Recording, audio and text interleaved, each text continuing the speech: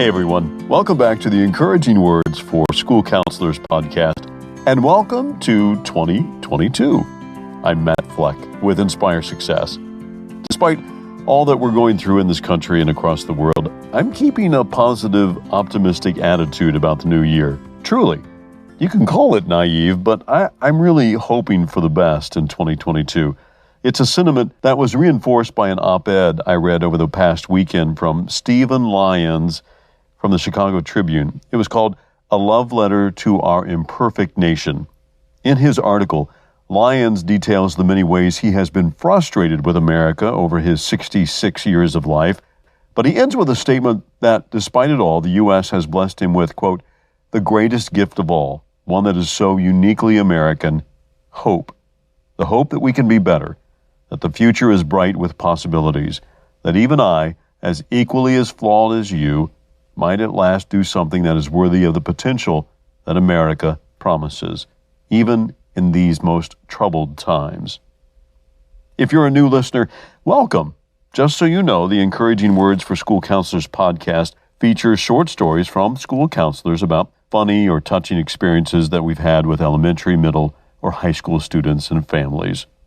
This week's story is from Dr. Russell Sabella, who is professor in the Department of Counseling at Florida Gulf Coast University and president of Sabella Associates.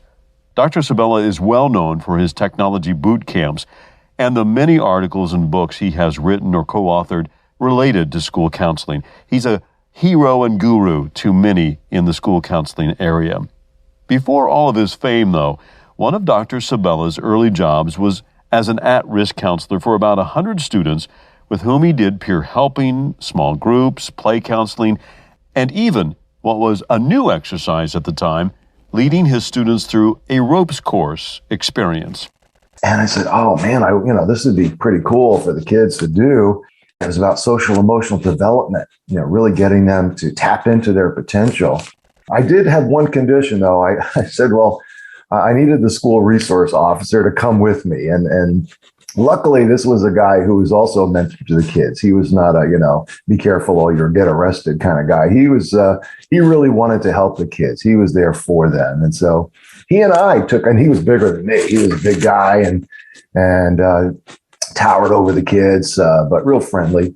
And so we took the kids out to a ropes course for the day. And as you know, a ropes course starts off with low risk elements, team building, ice breaking, and then the elements start to increase all the way up to some of the higher elements where they're climbing a long ladder, 20, 25 feet in the air, maybe 30, and having to, of course, in a safe way, harnessed, walk across a rope. And I got to tell you that, again, throughout the day, to watch those kids be kids again, and to count on each other and team build and talk to each other in ways that I had not seen all year long. What happened next at the culminating point of the ropes course was as much about the adults in the group as it was the students. The school resource officer was kind of watching and observing, and then toward the end, the high element came. And so the kids were cheering him on to do it, to go up there, climb the ladder and get harnessed and walk the rope. He said, no, I'm not going to do it. And they would not stop. So they were going to get a little rambunctious unless he did it. So he finally agreed to do it. And lo and behold, he didn't make it. He got so scared that he stopped up on the rope. He froze. He couldn't walk across the rope. And I thought, oh my gosh, I was just overwhelmed because I thought, oh, how embarrassing for him. And the kids are never going to let this go. But the opposite happened. With all his training and all of his, how they saw him as someone who was courageous, it really humanized him. And the kids empathized with him. And he came down and they hugged him. And it inspired the kids to do it. So because he couldn't do it, they said, well, I want to do something he can't. And so the kids were doing it.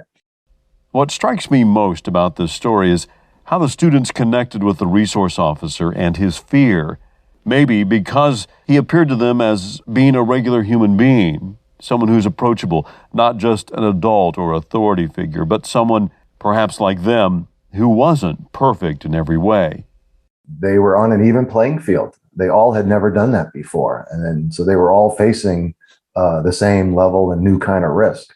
And that risk kept getting higher as the day went on. And so they had to get through it together. And that's another thing they discovered. They really needed each other to make it happen. No one could do it alone. That one experience not only impacted Dr. Sabella and his students that day, it had a ripple effect on his graduate training program for new school counselors. Oh, I got to tell you, I felt so bad for him. I was so embarrassed for him. I thought, I'm just so glad it's not me. And by the way, I went after him, and it was scary as heck.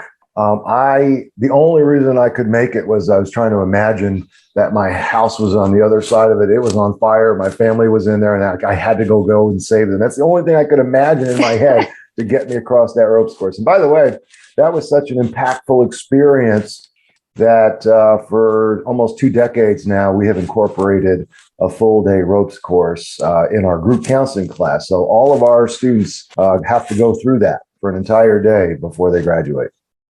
You can learn more about Dr. Sabella, including information about his newest book entitled School Counselor Side Hustle, about earning extra money while still being a counselor, on our website at inspiresuccess.org/podcast. And while you're there, you can also subscribe very easily to this podcast on your favorite phone or computer app. You can connect to our Encouraging Songs for School Counselors playlist, or navigate to our online sound booth and record a story of your own school counseling experiences, which we would love to hear. I know coming back to school after the holiday break can be hectic and quite stressful, so hang in there. Have hope, and don't worry too much about your students seeing you as a real, imperfect human being. Maybe they'll relate to you even more that way. Thanks for listening. Have a great week.